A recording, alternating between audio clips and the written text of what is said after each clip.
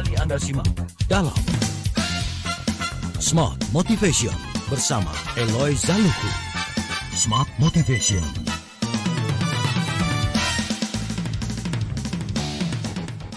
Kalau bisa berbincang dan perbincangan kita ini bisa membuat kita semakin mengarah pada hal yang tepat dan itu mendukung kita juga memiliki satu sikap yang tepat dan akhirnya membuat kita juga tidak semakin menjadi orang yang semuanya apa-apa saya bisa melakukannya, begitu ya. Ini saya mau sapa dulu Pak Eloy untuk semua listener yang sudah bergabung dan memberikan semangatnya untuk malam hari ini. Pak Wedi di Cengkareng, terima kasih untuk SMS-nya, terus dukung Smart Motivation dan juga program Smart FM lainnya Pak.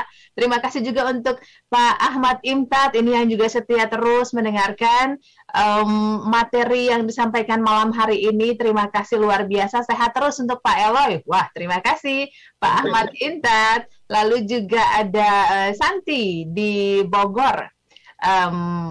Kalau mendengar kata Tuhan yang ada di benak Santi ini, TU, T besar U, lalu buka kurung H, tutup kurung AN. Jadi buat Santi langsung yang terbersit itu Tuan.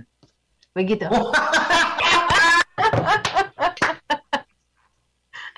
Aku suka. So good. Thank you, Bu Santi. Terima kasih untuk Ibu Santi sudah bergabung. Lalu saya juga mau sapa yang setia mengikuti perbincangan Smart FM, terutama juga dalam Smart Motivation, Ibu Rita Chen. Selamat malam, semoga sehat terus ya. Itu respons ya, beberapa respons yang bisa kita baca Pak. Sebelum nanti kita baca lagi yang lainnya begitu ya. Lalu juga ada pertanyaan, saya nggak tahu apakah nanti ini Pak Eloy bisa bantu kita untuk bisa menjawabnya.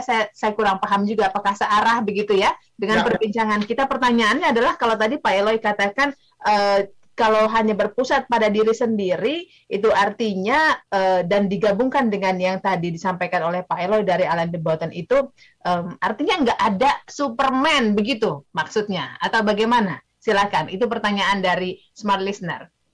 So good. Masih searah dengan apa yang kita bicarakan dan sebetulnya beliau mengikuti dengan baik nih inti dari pembicaraan kita. So, tadi dari Bu Santi by the way, itu keren banget sih. Dan memang harusnya Tuhan menjadi tuan dan kita menjadi hamba, kan kira-kira begitu ya. Dan sebetulnya ini menarik karena semua orang itu adalah hamba dari seseorang atau sesuatu. Kalau tidak menjadi hamba dari Tuhan, seseorang lagi menjadi hamba terhadap yang lain.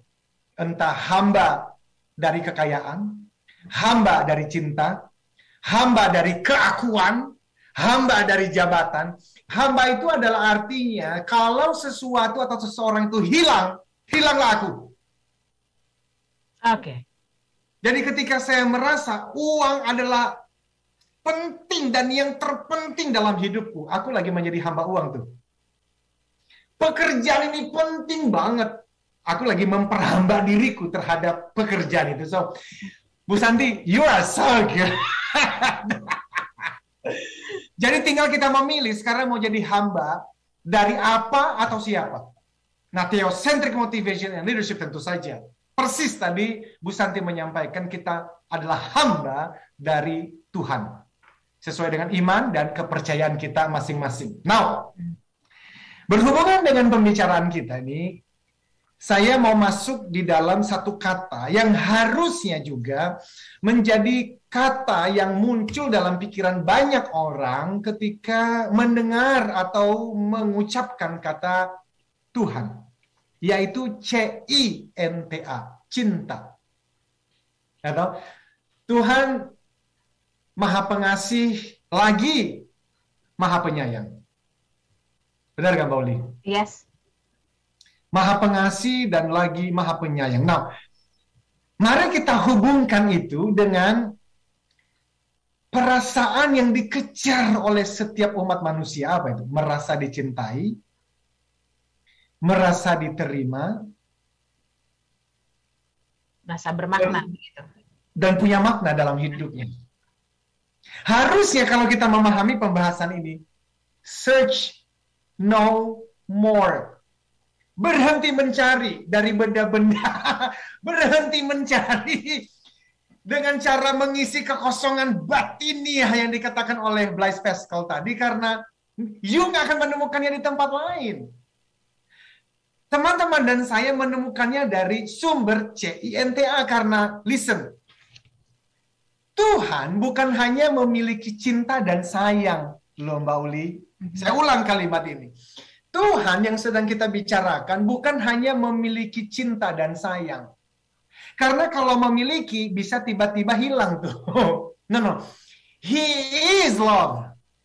Tuhan ini adalah cinta dan sayang. Itulah sebab apapun yang beliau lakukan pasti tidak terlepas dari cinta dan sayangnya. Saya selalu mengulang kata-kata ini atau kalimat ini. Dengarkan semua listeners dan sahabat Sonora. Dan sahabat IML. Saya sering mengulang kalimat ini. God created you to love you. God created me to love me. Tuhan Sang Pencipta, Tuhan yang Maha Kuasa, Tuhan yang Maha Esa ini menciptakanmu untuk mencintaimu. Menciptakanku untuk mencintaiku. So, there is nothing you can do to make Him love you more. And there is nothing you can do to make Him love you less. Tidak ada satu hal pun yang perlu teman-teman lakukan. Atau tidak ada satu hal pun yang bisa teman-teman lakukan untuk membuat Tuhan itu mencintaimu lebih dari sekarang. Nggak ada. Dan tidak ada satu hal pun yang teman-teman bisa lakukan untuk membuat Tuhan itu mengurangi cintanya terhadapmu. Loh kok bisa? Karena He is love. Tuhan ini bukan hanya memiliki cinta dan sayang, Dia adalah cinta dan sayang.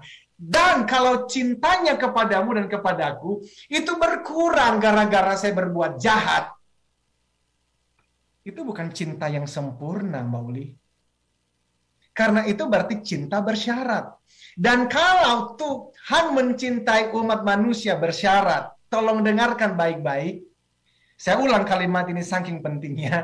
Kalau Tuhan mencintai umat manusia dengan syarat, saya harus berbuat baik dulu baru dicintai, maka detik ini juga semua manusia di dunia mati. Kenapa mati? Karena standar cintanya Tuhan begitu tingginya, begitu murninya, begitu sucinya, dan tidak ada seorang pun di dunia yang bisa mencapai standar itu.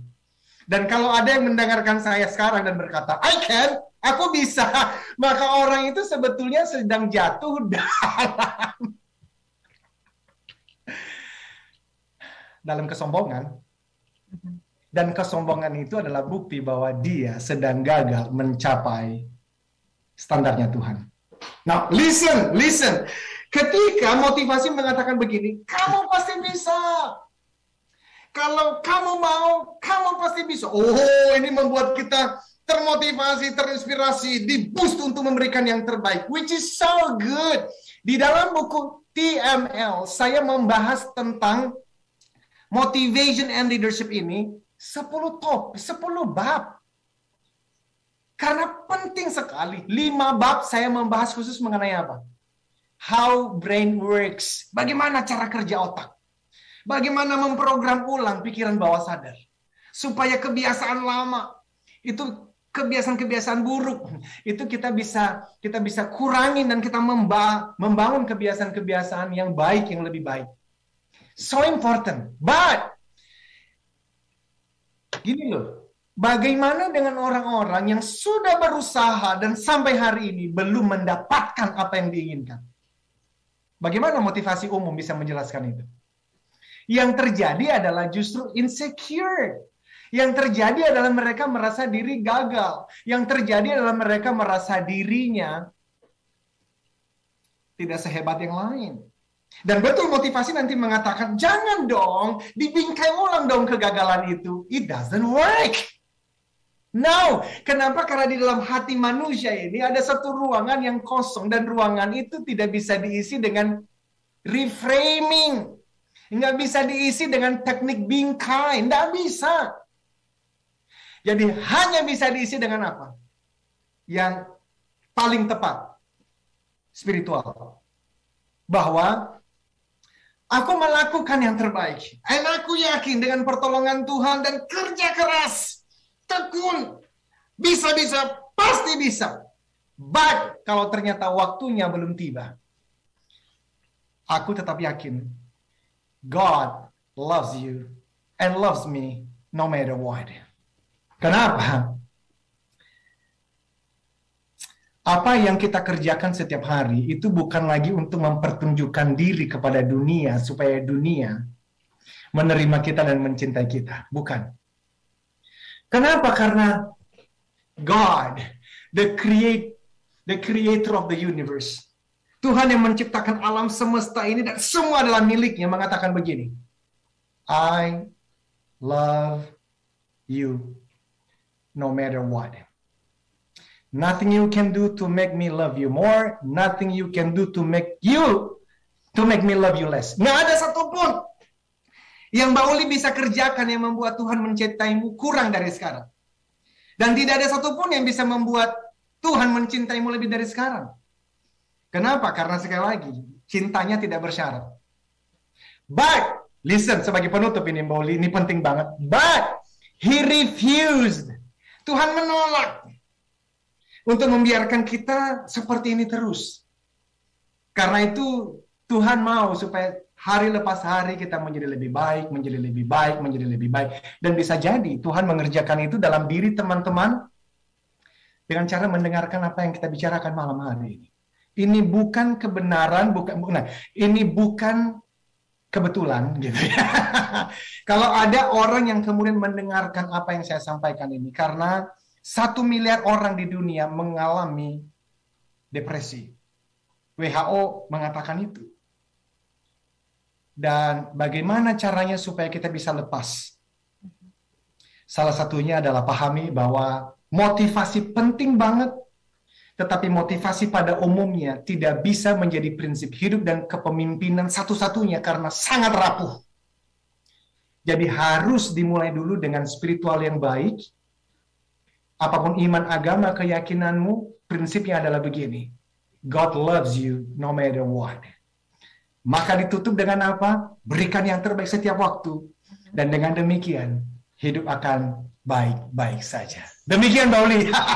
Baik, terima kasih Pak Eloy, Ibu Rita Chen, dan juga Kak Elis. Terima kasih ya sudah bergabung juga lewat YouTube channel. Tapi kami belum bisa membacakan lengkap karena waktunya semakin tipis dan bahkan harus segera closing. Tapi yang jelas, semoga kita dapatkan poinnya bagaimana kita bisa tetap ada pada posisi yang waras, selalu ingat bahwa apa yang kita lakukan ini itu semua sudah mendapatkan kesempatan melakukannya dengan baik. Jangan pernah juga merasa diri terlalu ada di bawah teman-teman kita, karena harus selalu ingat begitu ya. Karena yang namanya semangat itu, kesempatan itu pasti selalu ada. Ini kalau saya ngelihatnya balancing kita untuk ada pada posisi yang oke, tidak terjerumus pada posisi yang tadi kita bahas di awal ya, bagaimana kita jatuh pada depresi, begitu ya Pak Eloy ya? Yes.